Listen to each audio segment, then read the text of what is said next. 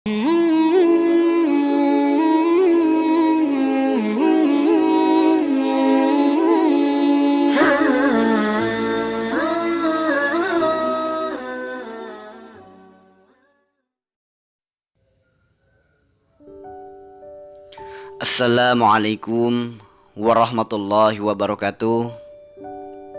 Alhamdulillahi rabbil alamin. Salam sehat untuk saudaraku semua dimanapun saja kalian berada.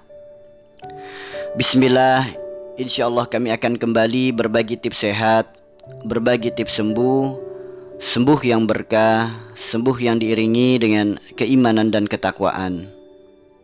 Nah saudaraku, untuk tips sembuh kali ini adalah solusi sembuh untuk gejala vertigo. Vertigo ini bukanlah penyakit. Vertigo adalah sebuah gejala yang mana adanya gangguan pada telinga bagian dalam. Hal ini kemudian memicu masalah mekanisme keseimbangan tubuh. Kondisi ini mengakibatkan sensasi hilangnya keseimbangan, di mana ketika kita terkena vertigo, kita akan merasa ruangan di sekeliling kita ini berputar. Sehingga kondisi ini membuat kita merasa pusing, merasa keliengan, dan muncul juga rasa seperti ingin jatuh. Terkadang, orang yang terkena vertigo ada juga yang sampai merasa mual dan muntah-muntah. Ada juga yang merasa telinganya berdenging. Maka jangan anggap sepele vertigo, karena vertigo bisa juga jadi gejala awal stroke. Nah saudaraku, adanya asap tentu karena adanya api. Tidak ada penyakit yang datang itu karena kebetulan. Pada hakikatnya, semua penyakit itu datangnya dari Allah, dan penyebabnya adalah dari diri kita sendiri. Lalu apa sih penyebab utama kita terkena vertigo? Kesalahan kita yang manakah yang menjadikan Allah tegur kita dengan vertigo? Saudaraku, masih ingat gak dengan metode diagnosa yang pernah saya jelaskan pada video saya sebelumnya, tentang kenali 4 wilayah dalam tubuh kita, maka kita akan tahu penyebab sakit kita. Sedikit akan saya ulas lagi ya. Nah, secara garis besar, tubuh kita itu dibagi menjadi 4. Batasnya adalah leher. Leher ke atas itu kami sebut dengan wilayah dunia, sakit yang dikarenakan karena urusan atau perkara dunia. Leher ke bawah itu kami sebut dengan wilayah akhirat, sakit karena urusan akhirat. Sebelah kanan yaitu hablum minan nas, karena hubungan kita dengan manusia. Dan sebelah kiri hablum minallah, sakit karena hubungan kita dengan Allah. Nah, vertigo ini masuk ke wilayah dunia, yaitu dari leher ke atas. Ingat ya saudaraku, vertigo itu karena adanya gangguan pada telinga bagian dalam. Jika kita pejamkan mata kita nih, tutup telinga kita, pusingnya tuh sedikit berkurang. Nah, jika kita buka kembali mata kita, pusingnya akan datang lagi.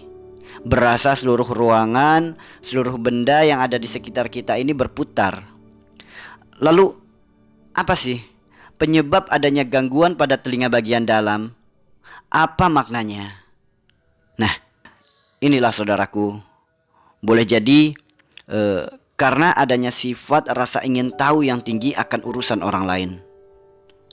Kemudian iri, sedih, sering mengeluh karena merasa tak seberuntung orang lain. Sedih yang berlebih setiap ingat ucapan atau perbuatan orang lain yang mungkin pernah menyakiti kita. Nah, penyebab adanya gangguan pada telinga bagian dalam bisa juga dikarenakan karena adanya sifat keras kepala ketika ada nasihat dari orang lain. Tanpa sadar, terkadang ucapan-ucapan dari mulut kita ini adalah ucapan-ucapan yang sombong. Sifat-sifat inilah saudaraku penyebab gangguan pada telinga bagian dalam. Lalu kenapa vertigo setiap tutup mata pusingnya berkurang, ketika buka mata berat lagi pusingnya.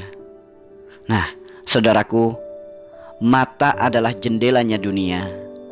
Adanya keinginan, adanya harapan, adanya angan-angan yang berlebih akan dunia, sehingga keinginan, harapan, dan angan-angan ini melalaikan kita, melupakan kita dari rasa bersyukur atas rizki dan nikmat dari Allah. Ini adalah penyebab utamanya, saudaraku.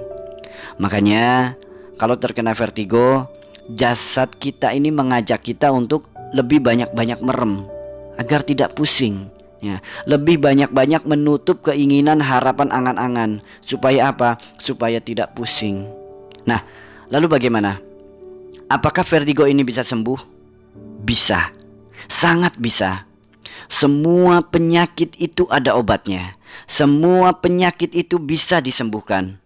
Allah lah sang maha penyembuh. Dialah Rob yang memiliki obat untuk menyembuhkan.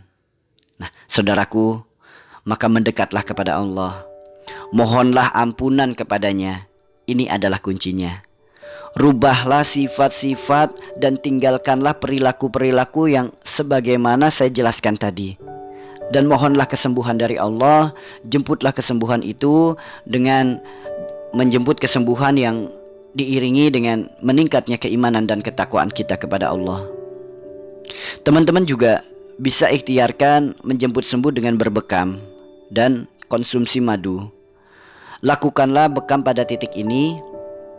Insya Allah dengan niat yang kuat, dengan mengharap ridho Allah, insya Allah sakit kita akan sembuh.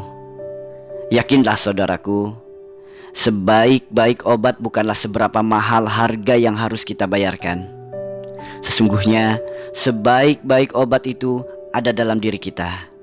Kunci untuk memiliki obat tersebut adalah kebersihan hati, kedekatan, dan keyakinan kita kepada Sang Pencipta.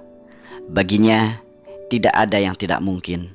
Maka jemputlah sembuh dengan sembuh yang berkah, sembuh yang diiringi dengan meningkatnya keimanan dan ketakwaan kita kepada Allah. Semoga video ini bermanfaat, saudaraku. Jangan pernah putus asa dengan rahmat Allah. Jika Allah ingin memberi rahmat, tidak ada satupun yang bisa menahannya. Dan jika Allah ingin memberi rizki, tidak ada satupun yang bisa mencegahnya. Maka teruslah bersyukur dan janganlah putus asa dengan rahmat Allah. Yakinlah semua permasalahan hidup kita ada solusinya. Semua penyakit kita ada solusinya. Semua apapun yang saat ini sedang kita alami, baik itu perkara sakit, perkara sulit, perkara sempit, perkara sedih, semua ada solusinya. Selagi kita mau berpegang teguh pada Al-Quran dan sunnah Nabi kita Rasulullah SAW. Sekian dari kami, saudaraku. Semoga video ini bermanfaat. Salam sehat untuk kita semua. Wassalamualaikum warahmatullahi wabarakatuh.